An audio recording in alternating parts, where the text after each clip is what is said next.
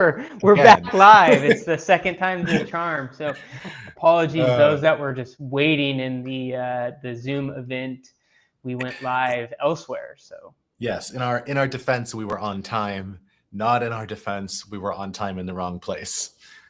So it we sounds like a lot. we It's like kind of like you're targeting the right customer, but in the wrong channel. You're not reaching them in where they want to be, right? But we got the signal that customers were waiting for us on another channel, and so we quickly hopped to so that we could meet customers where they're at. Well, thanks everyone for joining our office hours. Ask us anything format. So drop your questions into the comments if you're watching this on LinkedIn. If you're not watching this on LinkedIn, then or if you're not watching it live, still drop your comments or questions down in the comments, and we will put them into our hopper. We've got a pretty large hopper going here. We're definitely not going to get through all of the questions here, but we're live 3 times a week, so we will get through all of them. But we're only live once a week on LinkedIn. So make sure that you are subscribed to our Substack, the Traction Thinking Substack. It's free, but you'll get a weekly recap that goes out on Mondays that has a link to all of the live streams from the prior week, as well as like the questions that were asked. So you can find something that maybe was interesting to you if you want to do that. But definitely plug in, and you can just reply to that email. It goes actually straight to my personal inbox, so you can just hit reply right onto that email. It'll come to me, and you can get your question in the hopper that way as well. So do it. Shall we start? We're going to prioritize. We did get a few questions on LinkedIn in advance, so we're going to prioritize that because we're on LinkedIn Live, and then we'll go to our hopper. So our first question, you'll forgive me while I have LinkedIn open on my phone here. Well, the first question, so Ryan wants to know, and I'm just going to read his question aloud. Sorry that it won't be in the lower third, but we recently discovered a competitor in our space with a very similar offering to ours, but they're further along in development and market presence, and we weren't aware of them until now. If you were in our position, how would you strategically respond to this situation? Would you pivot, differentiate, double down, or take another approach?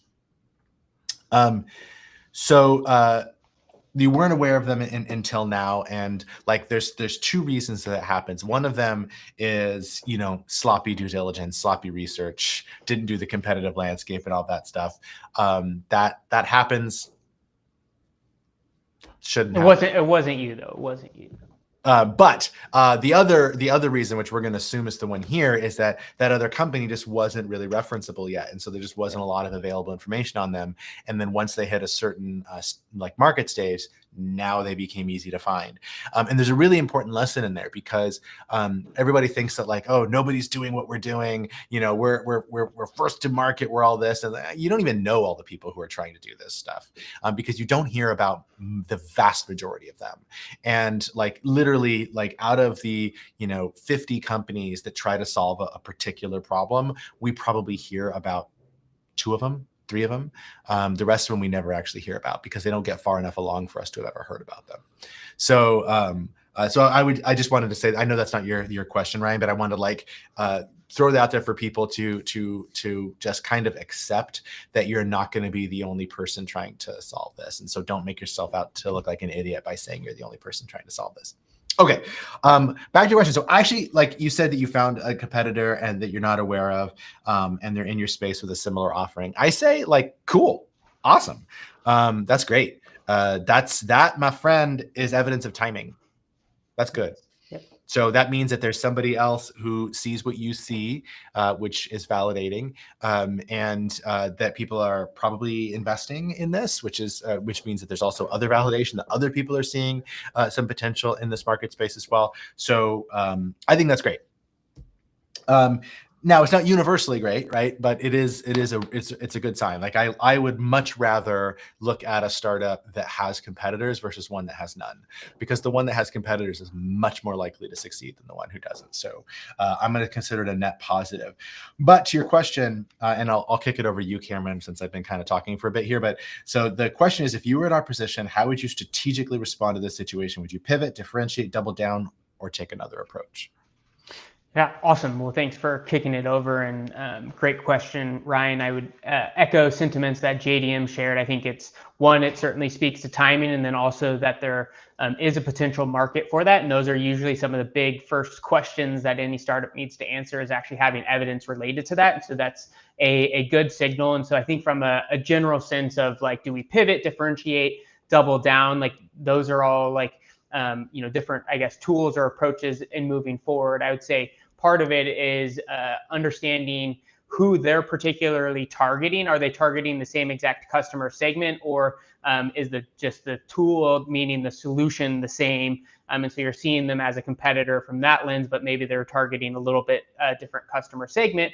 Or if you're targeting the same customer segment, how might you differentiate from their particular product offering? And so I think there's some understanding and some learning that needs to take place related to the competitor, not just that there's a competitor out there, but what is their value proposition to the market, and who are they targeting with that value proposition?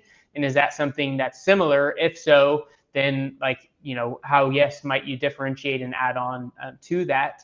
But then if it's not, then I think continuing down your path, and maybe that's are you seeing greater signs of evidence that there's actually truly demand related to it? Because just because they have a splashy website and say they have a product in market doesn't necessarily mean they have customers clamoring at their door. And so those could be some potential things. One idea, I don't know if I love it, but I'll throw it out there, is maybe pretend like you're a customer and actually go engage that potential competitor, because they might not know you exist.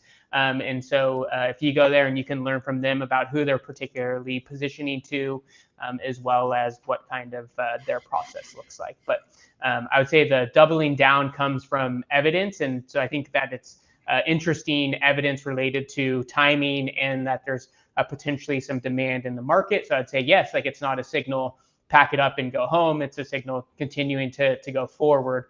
The real evidence for me would come from how you're ultimately going to be playing in the market and doubling down to capture more of that market quicker than they are. Yeah, I'll just add that the question about pivoting or pivoting and differentiating, I'm just going to kind of put those, I think those are the same. I'm not sure what distinction you're making between those two things, but the difference between the differentiation and doubling down is in whether it's in how the presence of this competitor changes your expansion thesis. So if you were originally saying, okay, we're going after this particular customer, it's a wedge into the market, and once we're in the market, then we're just going to grow, along this path. If you have essentially the same value proposition, the same offering, that might mix that a little bit. And then are you talking about, is this just a race on the customer acquisition side? We see that sometimes. And if you have a compelling reason why you think that you're in a good position to capture outsized market share in comparison to the competitor, then you can raise some capital against that, do a really massive quick injection to get some really, really quick, massive growth to kind of, push out the other competitor. Like that's a thing, that's a hard play, but it's a thing. Aside from that, then it's going to be, okay, so how does this affect our ability to capture market share? And so like if it's a similar offering in the same market, but the niche is slightly different, or they're targeting, the affluent, or they're targeting the poor or whatever in that space, then, that gives you the opportunity to have some breathing room, because they're not directly competing with you yet. And, that'll come eventually. Then it becomes like, okay, so if, for example, let's say they were going after large enterprise, and then you were going after small businesses, right? And let's assume for the sake of argument that you need to capture enterprise in order to have this be something that's highly scalable and therefore venture backable, then how does them going directly after enterprise and success while you're going after the small businesses affect your ability to expand? Are you just going to capture the small business market, have something that's fundamentally a lifestyle business now that you can't really scale beyond that? And that's not necessarily bad, but it does make you no longer venture backable. Whereas if that's not true, or there's something different in there, then it's, again, how is it really going to affect all of that? Last thing I want to say is on the differentiation side. So one of the things that I cannot emphasize this enough is that differentiation is not an outward thing, it's an inward thing. So we often think about okay, so we do this, our competitor does that, Venn diagram. This part of the Venn diagram that's ours is our differentiation. So we're going to lean into that messaging. Well, the problem is nowhere in that did a customer make an appearance. Like, why does it matter that they don't do those things and you do? And so what you actually want, like, to come at this from a different perspective, you think of like the competitive matrix, the Gartner, 4-quadrant thing, we say there's these 2 features on the x-axis. It's this, above the fold, you have it; below the fold, you don't. To the right, you have it; to the left, you don't on this other feature. And so this intersection, this magic quadrant that we sort of own, our logo goes here, all these other logos are in the 3 quadrants. What you're saying is your differentiation is that until now, like, people had to choose one or neither of these 2 things, but they could not have both. But with us, they can. And that only matters because that's what customers want. They wanted both. But until now, they had to do neither or one or the other, but they could not have both. That's what that's signaling. And so it's another way, like that competitive differentiation is another way of defining your niche. Those are actually the exact same thing, just phrased in 2 different ways. One is in your niche is directly defined in terms of customers. Your differentiation is defined in terms of your competitors, but they're the exact same thing. And if those 2 things aren't aligning, then you're actually just kind of wasting you're wasting a lot of capital on stuff that's never going to convert, because you're not differentiated in a way that actually resonates with customers. So stepping back again to the questions, like, should we differentiate? It's like, well, is their offering targeting the same niche that you are? And if so, then you want to think about differentiation. It's like, well, what in their offering is going to create an underserved segment of the market that you can more easily capture, and how does that impact your expansion thesis? So those would be how I would think about that. But I would remember that when you're talking about differentiation, it's never outward; it's always inward. It's how our customers viewing you, and how based on their own desires and wants, their own needs, their own wants, and their own fears. But never based on just this Venn diagram of features versus features, and we have these features that they don't, so we're going to put those in our ads. Boom. I love that. Yeah, I think just on that last point was people buy benefits, not the features, right? And so it's like, what is the outcome? And we often, when we're working with founders, is asking the so what. So why are you building that feature? Well, so what, and what does that ultimately lead to? How does it make the customer's life better? And that's ultimately what that Venn diagram is. Their life is better because of X and Y that they can't get elsewhere. Right. Cool. Totes. All right. Great question. Thanks, Ryan. Yeah. Thanks, Ryan. And feel free to drop a follow-up in the chat should you want to do that. I think do we have looks like got some. Oh, that's just me being a moderator in here. Okay. All right. Well, okay. So we got a couple of questions from Dennis. Yo, what's up, Dennis? Yo. So Dennis said he's attempting to ask spicy questions today. So we'll see. Yeah. We'll see. I wonder if he had any help from a AI engine to help with this, to make it extra spicy. Let's find out.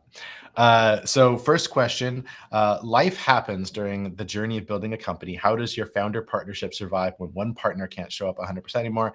Have you had to navigate this? If so, what did you do? Tips, tricks, stories. So yeah, I've had to navigate that. I've had to navigate that on my own, and I've had to help other founders navigate through the same thing, because it happens all the time. And so I think that there's a lot that goes into like, one person can't show up at 100% anymore is doing some heavy lifting that I think we probably need to parse out into a few different categories. Right. So if one particular founder is just like, I need to take a step back, and I need to take a step back for personal reasons or whatever, then taking a step back is going to, by definition, be commensurate with some reduction in benefits that they're getting from it, because that's what they're choosing to do. If it comes from like, okay, well, it's a personal decision, it's a financial decision, we don't have the runway, I need to pick up some more work so I have less time to spend on the company, that actually doesn't change that calculus. But one of the ways that it'll be a common source of disagreement will be that one founder is in a better position financially than the other one, and so one of them doesn't have to do that. And so they'll be like, I want to move fast. The other one's like, no, I want to move slow. And it's like, well, I want to move fast. It's like, so you should give up equity so I can move fast. And like that, then we create those, a difference there. And that's just the kind of thing you have to resolve through difficult conversations. So like that's one side of it. Another one is, there might be some internal disagreement about the company that is causing somebody to take a step back. That's just going to go straight into that second category of now we have difficult conversations. And then I think the third category that I'll bring up is that someone may, and I see this all the time, and I'm just going to phrase it a little bit spicily since your question was intended to be saucy, is that sometimes founders outlast their usefulness. And so, yeah.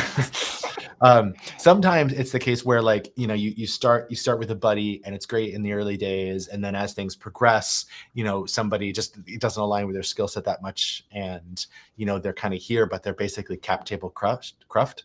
And, you laughing at my alliteration there? Yeah, it's hey, you're stealing them from me. Cap table cruft. Yeah, I'm just working up to cap table cruft, Cameron. Yeah. Speaking of the Traction Lab, join in. And so at that point, then it's like, then we have this other conversation. So there's a couple things that I want to say about this, and I'd be really curious to hear your thoughts on it, Cameron.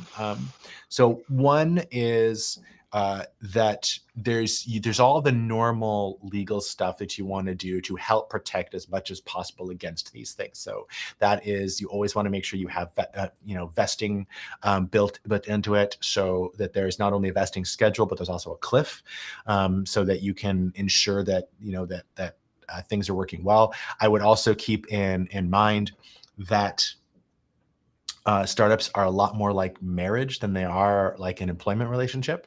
And so it's not something you want to jump into right away. It's something like there's all the equivalent of dating that goes into that until you're ready to make that sort of commitment.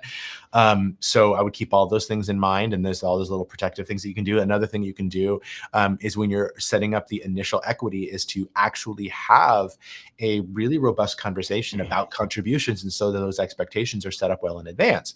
And like the founder's pie is what I think it's called, the founder's pie, is one of my favorite ways to do that. And the gist of it is that you first say, okay, so let's all agree on the things that are going to be important to our company's success. And you come up with 5, 6, 7, 8 of these things that are really important to our company's success. That might be in like industry, sales, tech. Like there's going to be all these different things that are really important. So you come up with that list and then you rank them like, so you have a budget of, 100%, what percent contribution are each of these things making to the success of the company? So you agree on that together, and that's absent any person. That's just on what is likely to make this thing succeed or not. Second is then you do, and this is where it gets a bit fucking brutal, but is that you now then rank each other and yourself on anonymously on what their contribution is to each of those things. And so once you go through that, like once you have that ranking, then you're like, okay, well, actually, we have a pretty wide disagreement on Cameron's contribution to this particular category, and so now we can have a conversation about that, and then we keep going through that process of conversing and voting until we come to an agreement. And then once we have those two things, that's directly a table, right? And there's math there. So this is 20% important to our company, and Cameron is 7 out of 10 on that scale. So we multiply those two things together, extra crufty. And so then we multiply all these things together, and then the total number of points based on how many points each person gets across those categories directly becomes their equity stake.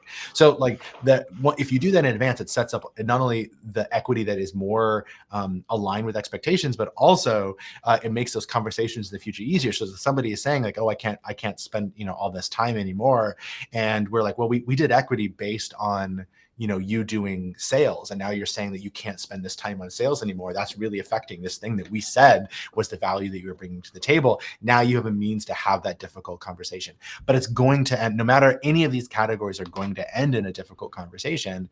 And I would say that like, that's great. And have the difficult conversations sooner rather than later, because the more successful that you are in your startup, the more difficult the conversations get. They don't get easier. This is going to be one of the, like, even though this sounds like a really difficult conversation, it's going to be one of the easier ones. You're going to look back on that as an easier conversation than some of the ones that you make later, if you're lucky enough to make it later. So just flex those muscles now. and get the reps in to do that. Happy to share some stories and things, but I want to kick it back over to you, Cameron, for some. Yeah, and no, that was awesome. I just reinforced kind of the vesting from a legal standpoint. We'll set that conversation up to be key, and also is just also a point of discussion for you to demonstrate, hey, this is what it looks like and what our commitment over that period of time. Yes, Mark said, oh no, dating definitely doomed there. You know, you're a great guy, Mark. I think you'll be a-okay out there. But I think, you know, for me, when you look at kind of they're not doing 100%. And so part of that is like, is there personal things or is it kind of related to the business? And so again, it all goes back to having those discussions and, you know, maybe there are some life events. And so they're not maybe able to show up, you know, as much as they were prior. And that's, you know, is that okay? Or is it dramatically affecting the business? And being able to have that conversation is key, but also knowing that like, that's also the life of kind of that startup marriage that you have, right? That's the same thing in your own relationships.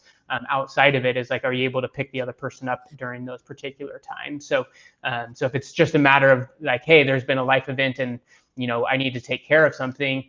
It's not a matter of commitment to the business. That's a little bit different versus they're not maybe as committed overall to the venture. That's a different signal that you could really get to. So those are kind of the things that come to mind for me. I love the you know, conversation around the founder's pie. But I think, you know, one of the biggest things for me as well is all of that is only as good as you all succeeding. So, you know, whether someone has 25 and someone has, you know, 75 to start or whatever that might be, those are obviously key things because they're, you know, like incentives for you to continue to push forward.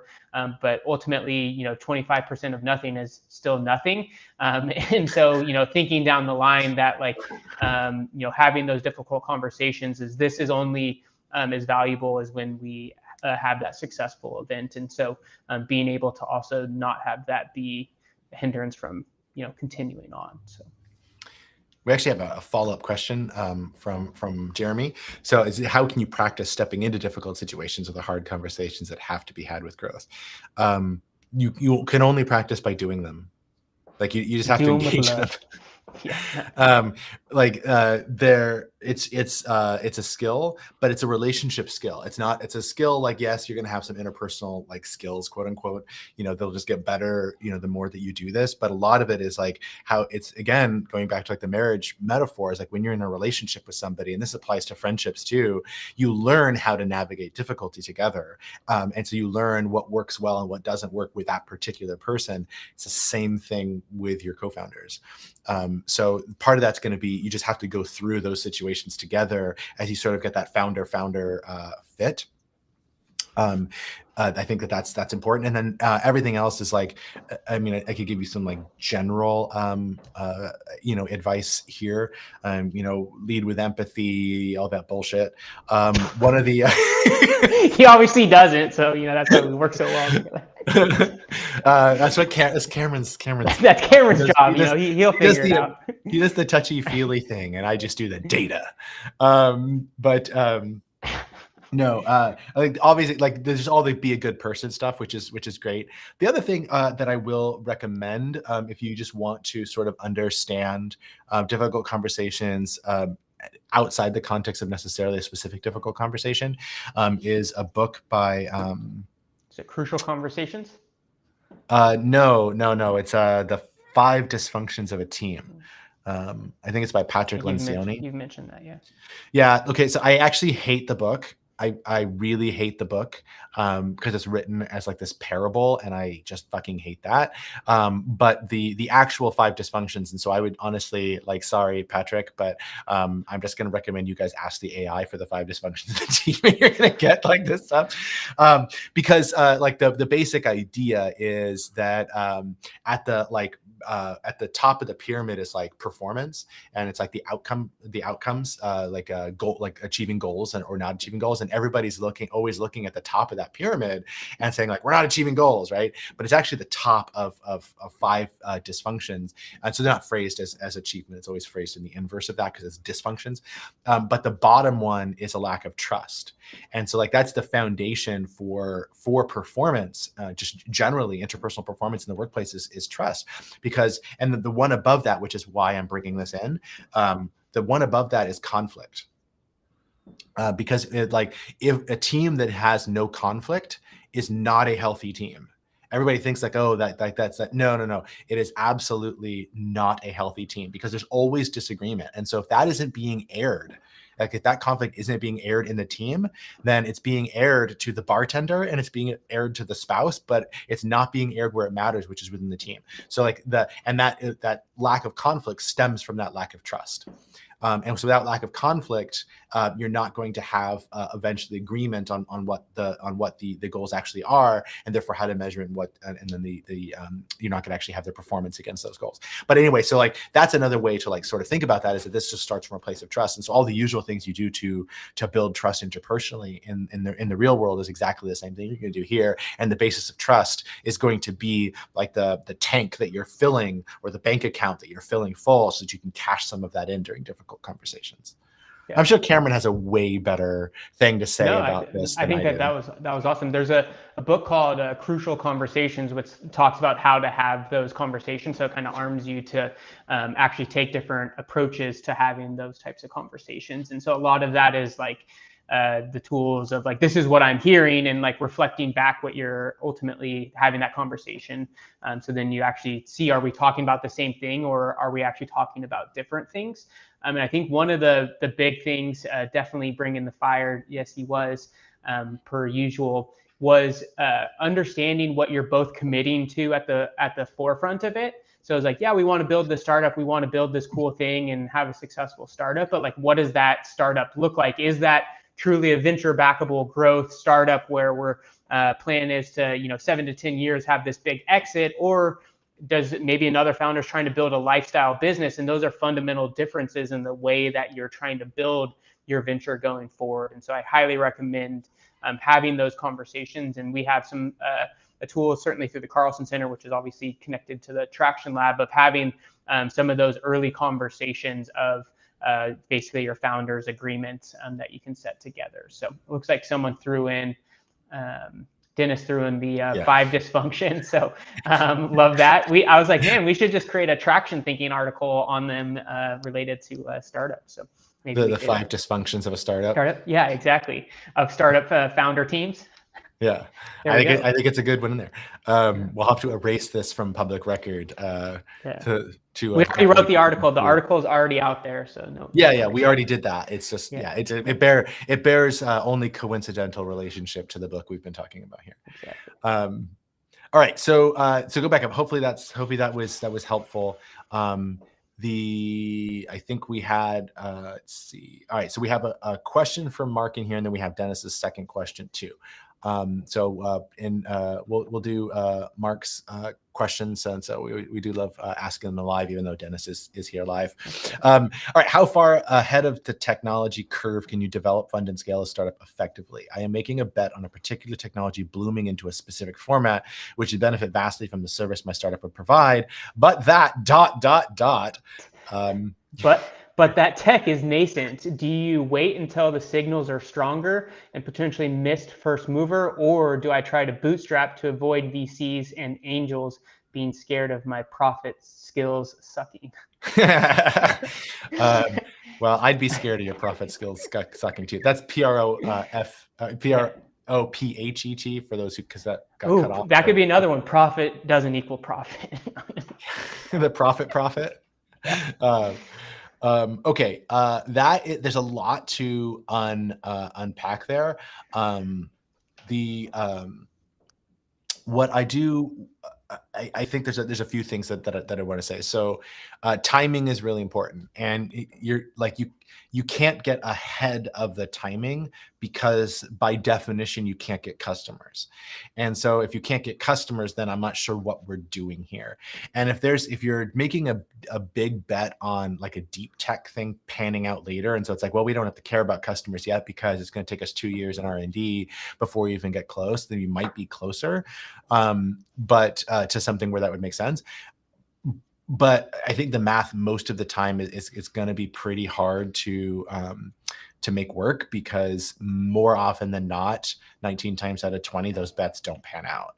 And the deep tech by definition is going to require a large investment, even if not of money, of certainly of time. And then of course comes back, Mark, to like what you're willing to spend in terms of like, and if it's a big enough like a bet for you, or sorry, if the bet feels right size to you, right? You're the only one who can speak to your own risk tolerance, right? But I don't know a lot of investors who are going to want to jump that far ahead on something extremely speculative, because we're not only getting speculative on the technology, we're getting speculative on the application of a technology too, and so we're just kind of stacking assumptions there. But to answer your more direct question of like how far ahead of the curve can you get, you want to be right at the base of that J curve. Because you want to be able to ride the wave, but you also want to get in at a point where two things are true. One, you are far enough along that there's actually a wave to surf, but not too far back that you have to paddle out from the shore to even get to where the waves are, because in that process there you're likely to just burn resources. And what usually happens in that case is that the person who does that, the company that does that, is actually priming the market for the second market entrant to come in and win, because they're coming in with the evidence that was acquired very bloodily from the first entrant, but yet the second entrant has tons of fresh capital, and so they're much more agile because they're new, and so they get all the startup benefits that come from that. And so like first mover advantage, I think more often than not is first mover disadvantage. You can think of like Airbnb and Uber as like two big, like massive market disruptors, and neither of them were first to market. So, well, those were like, I was going to say the first mover usually gets bloody. So you certainly hit that, out of the park there. I think, part of that first mover is you're really educating the market on the problem, and that will take a lot of resources and prime that next entrant coming into the market. I guess where maybe I'll focus that wasn't tackled as much was, do you wait until the signals are stronger? And so defining what the signal is, and that signal is not, it could be, to one of our earlier questions was, are there more competitors coming into the space and playing in there? But really you want as you're the first investor in your business, that's with your time, energy, and money, was like, what validation do you need to start to continue down this path, right? What evidence do you need to make that first set of investment? And oftentimes, that could be first, maybe it's not necessarily paying customers, but is there through customer discovery that this is truly becoming a major pain point in the market? Or is it something where they're actually willing to sign up before the tech's even established and built, because they have this urgency and severity related to solving this particular pain point? But if you're kind of going out there and educating the market on the pain points and the severity related to it, likely the odds are you're going to use a lot of resources priming that next person that's coming in. And so usually a VC or angel's not going to want to do that. And I wouldn't recommend maybe doing that with your own resources unless you feel like you totally have that kind of evidence and signal currently dialed in. But I would go back to defining what does a signal mean, and what's the strength of that signal that you're looking for to continue to invest your resources as you bootstrap. Cool. All right, we have Dennis's second spicy question to get to here, so I'll read it. Tell me about, we're getting a customer discovery question here. Tell me about a time when, all right, tell me about a customer or user who hated your product. What did they say, and how did you respond and navigate the relationship into a potential positive? Well, didn't we just have that with the traction? Yeah, we did. So we can share, I guess, a couple of different things here.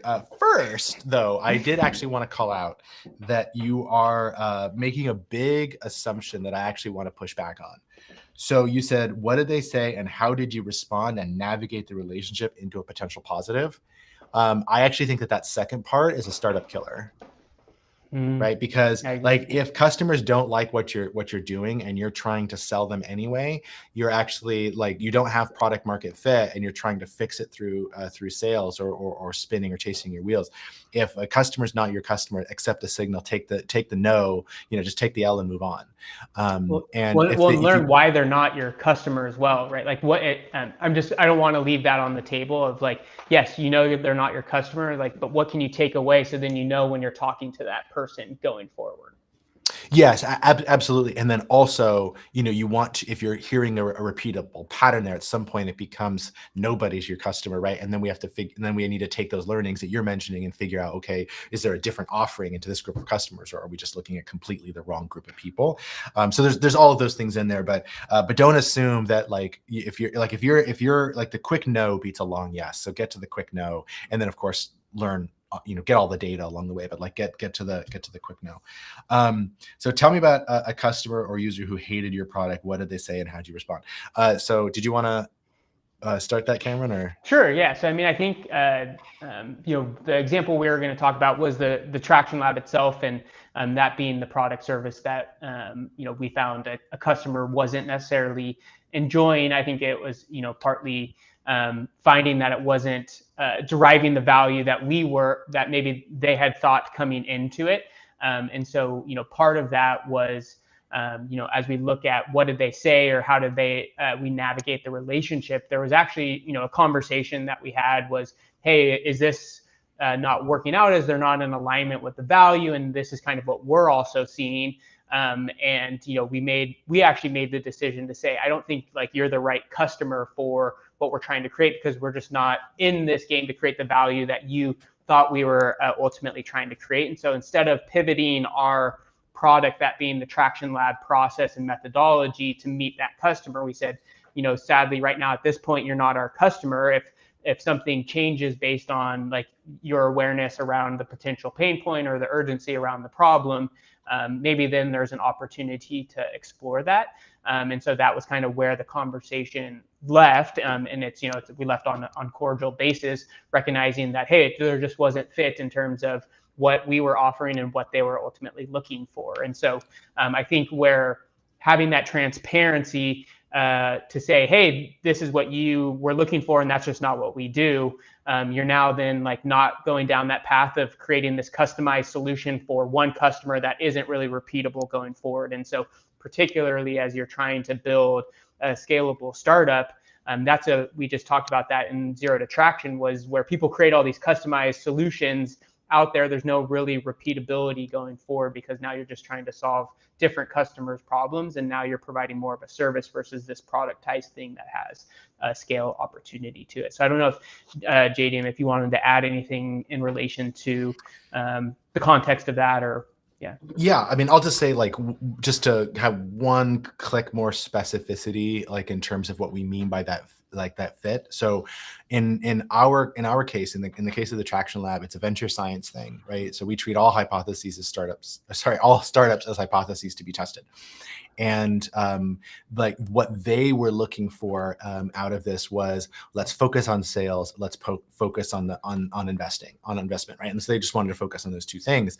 And from our perspective, those are only worthwhile conversations to have in the context of what is our hypothesis and do we have evidence for it. And so if we can't have that conversation in the context of the venture science itself, and actually be able to push back on where we see some of the evidence lacking, and so like the ask was basically, well, let's just put that into the trust, like let's just assume that that's true and then move on. And our process doesn't work that way. And so we could have said, like, let's set our process aside, the process that we've done with 20 something companies in just in the Traction Lab this year. We could have done that and we could have created value, but we would have been doing something different for them than we would have been doing for everybody else. And it's just fundamentally not what we're trying to do. And so as we think of how do we get more efficient with the Traction Lab and how do we scale the Traction Lab and all those conversations and work that Cameron and I are doing behind the scenes, that is a distraction from that. And so instead, what we want to do is focus on that engine of growth, and that engine of growth requires like scalability. The scalability it needs repeatability. In order to have repeatability, you have to have predictability, right? So that's number one. And so right now we were saying like, okay, if we break this out and try to do something separate, we don't have predictability anymore. And so this is just a distraction.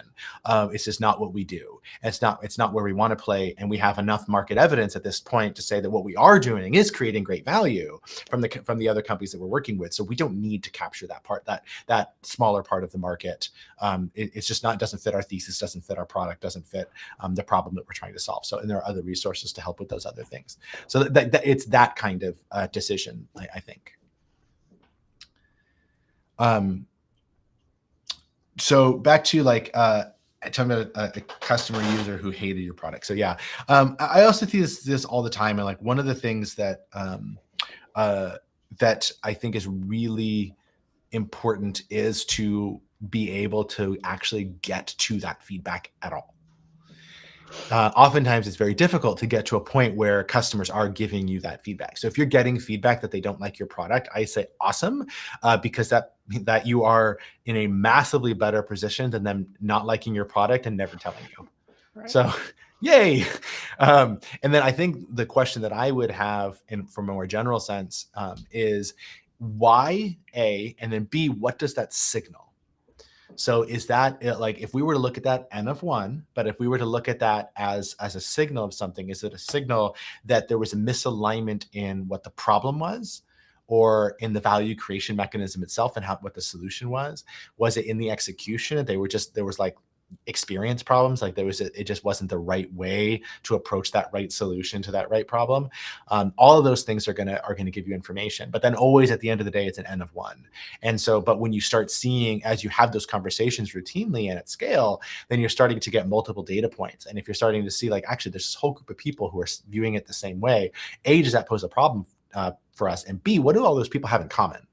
And why are they all seeing this that a group of other people aren't? What does that tell us about competitive differentiation? What does that tell us about our market potential? What does that tell us about our expansion thesis, and et cetera? So I would definitely say, like, what is an hypothesis that we can form based on this this N of 1, and then how do we go about testing that hypothesis? Because science. I'm still waiting for us to get our traction lab coats. Traction lab coats. We do need swag for sure. We'll get there. It's not urgent. It's not our most urgent and severe problem. It is most certainly not. I have much bigger fish to fry right now. But setting all, if you know, you know. Setting that aside, I mean, we're basically out of time here, but maybe we can take one question from the grab bag, and then if anybody in LinkedIn land, if you have a question, get it down in there. Maybe we'll have a moment to address it in a second. There's like a 1 minute delay, so we'll see how much time there is. But get your question in there if you want to get it answered today. Otherwise, we'll answer it next week. All right, so I got 5. So what's the bingo drum say? Since we're talking in 3s, let's go with 2. Did not really follow that logic, but all right. So this is an AI insights tool for Shopify sellers. Okay, say that one more time. An AI insights tool, so provides insights using AI to sellers on the Shopify platform. And how does that make their life better? Well, I don't know, but here's the question. That's my first question. They did not say, but you start off fiery right when you get to the fucking question. You're already like, I don't think there's a business there. The hell are these people doing? Well, of course it has AI in it. It's of course 2025.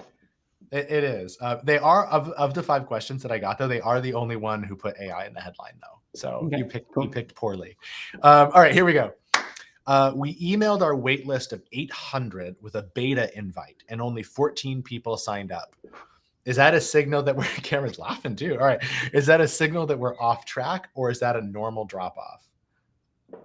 It doesn't seem like they're waiting for much. But no. Oh. Oh man.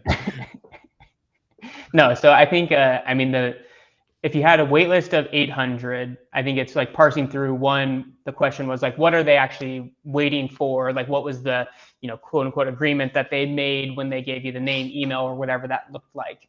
So what did they kind of set up to say, this is what I'm waiting for? Or was it just an email list? Like it became more of a newsletter type thing than it was actually them waiting for the product. And so, part of it is then understanding, what was unique about the 14, and then also did you just cold email them out of like thin air, right? So if you had them sign up and then it was a few months or something in between, or even longer, we often see, and then you get this conversion to 14 out of 800. It might be that you didn't properly kind of warm up the group and remind them that they were actually waiting for it, but 14 is 14, so 14 is better than 13 and 0. I can't tell, but that does look like it's a rock. It's a rock. 14, it's a rock. Oh, okay. Solid, it's not a turd. I've got this on the smaller monitor, and I've got the sidebars and everything, so it's like this tiny little emoji. So yeah, I mean, it's not for me, it's not the most positive signal, but it's not like it could be worse. There's always probably could be worse. So I think for me, the learning would be understanding what's different of the 14 than the other, 17 or 700 and, however many. I'm not doing the math right now. I guess it should be pretty easy. It'd be 86. But, and so I think, with that was like, why are they differentiated? And then I think the warm follow-up would be a key component to actually increasing that conversion potentially. So those are kind of my assumptions related to it. But I can't remember exactly what the question was, but the question was, is that a signal that we're off track, or is that a normal drop off? Yeah, it seems like a significant drop off. Yeah, so a few things that I got to get off my chest and lay it to rest. All right, here we go. The first one is that, like, is it a signal we're off track, or is it a normal drop off? That tingle you're feeling in the back of your head is what's called cognitive dissonance. Like, stay in that discomfort and don't let that discomfort like sort of push you into denial. That is it. It's a low conversion rate. You already know that, or you wouldn't have asked, right? It's a low conversion rate, and you're asking like, well, is it normal, or is it, is it bad luck? Is it whatever? Like, and it's a signal. The question is it's a signal of what?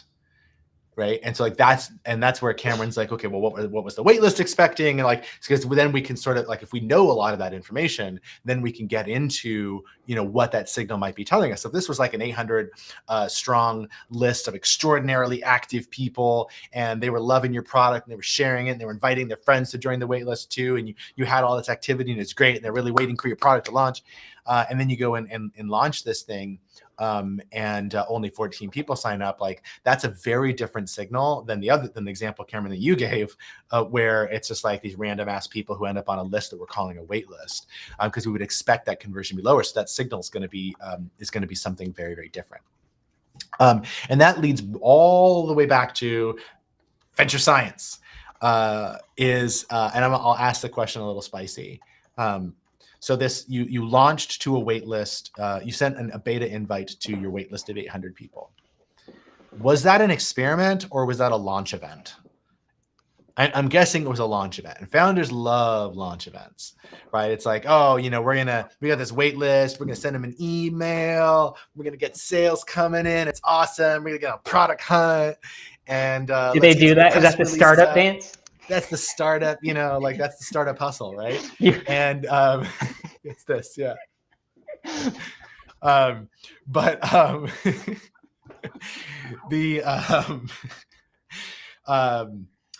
problem is that launch events are just so worthless. I can't emphasize enough how much I hate launch events. Launch events are terrible. Never do a launch event. Asterisk. But never do a launch event. Asterisk. And instead, what you want to do is run an experiment. So the experiment is going to be like, what are we sending to this group? What is the segment of this group? what's the value proposition we're delivering, right? So you have all these details here. We have who, what, when, where, how, right? So we have all this like specificity that we can bring, and then we're going to say, and what we're wanting to measure is blank, is like, and it sounds like it's a conversion rate, a sign up rate, right? So like we're going to measure signups, and that sign up is going to be, we expect success to be, I don't know, more than the less than 2% that you got. And so like if you actually have an experiment that you thought about in advance, then when you get the result, that signal is going to be much easier to decode. And you won't be left asking, is this right or is this wrong? You're going to have it be right or wrong. And you're going to now say, what does it mean that we were right or wrong about this? And because you designed it with some specificity in advance, that question becomes much, much easier to answer. Whereas now you're kind of having to figure things out in retrospect. Yeah, I think the biggest thing with that experimentation process is it will also let you know when to double down and continue on, right? It gives you that evidence versus kind of playing in that gray area, and then you finding like, well, I've already kind of sunk some money and time into this, and so I want to actually, continue going forward. And so then you're kind of going down a path that might not actually lead to somewhere, versus saying, hey, I actually have this evidence, now I can go make a decision and do something differently from there. Cool. Awesome. Well, it doesn't look like we got any other questions in the chat. No, but I maybe in an attempt to do a filibuster for an additional question, if there are any, was one, just appreciate all the engagement in the chat. It was a ton of fun. You guys brought the fire, and was good fun. Just to this is probably one of our longer startup office hours for sure. So. And I think the time flew for me. I don't know if it did for you, JDM, but appreciate the engagement and solid questions in the chat. And just, yeah, I had a good time. Yeah, I agree. We've been going for 2 or 3 hours now, or wait, it hasn't even been an hour. Jesus. I think our office hours are getting better every week, and it's not because Cameron and I are doing anything different. We're not. We're doing the same thing every week, but you guys are showing up and bringing the user-generated content here. So you guys are making it better. Super awesome. Yes. Appreciate you guys. Love you guys. Keep coming back and making this better. It's going to help out other founders, and hopefully it's helping you as well. Plus it's fun. We have fun hanging out with you. This is what it is. And if you don't like our product, please do let us know as well. Sure enough to invite you. But no, appreciate the feedback as well. We love the questions, and but also if there's things that we can add, amend, and continue to grow. That's what we want to do. Awesome. Cool. Well, with that, the random LinkedIn user with the smiley face. Right? At least on ours, I don't know who that is, but awesome. Well, with that, be sure to keep an eye out for the replay. If you don't subscribe to us, would love for you all to make sure that you get the follow up if you missed some or hopped in a little bit later. And then I do have just 2 quick announcements. One, as always, Traction Lab applications for our forum are always rolling. So if you want to, plug in and work with JDM and I, and really take this scientific approach to building your startup, and what we define as an even more narrow set of venture science, that being called traction science. So we look forward to working with those going forward. And then additionally, applications for NorCal AngelCon are live. So there's an opportunity to compete for $100K. A portion of that is an equity investment, or if raising a safer convertible note, but equity in general. And then there's some non-dilutive capital as well. So do keep an eye out. Applications are open through August 1st. So with that, I'll see if JDM has anything. And nope, just drop the URL over here for those of you who want to get the replays and kind of get some cool action there. Yeah, I can only kind of point to the slide there, but it's tractionthinking.substack.com, and it's free. Plop in your email address there, and we'll send you the recaps of our 3 office hours on Monday, and then we also have deep dives that normally come out on Thursdays, and those deep dives are in all kinds of topics that are important to founders who are looking to launch, grow, and scale.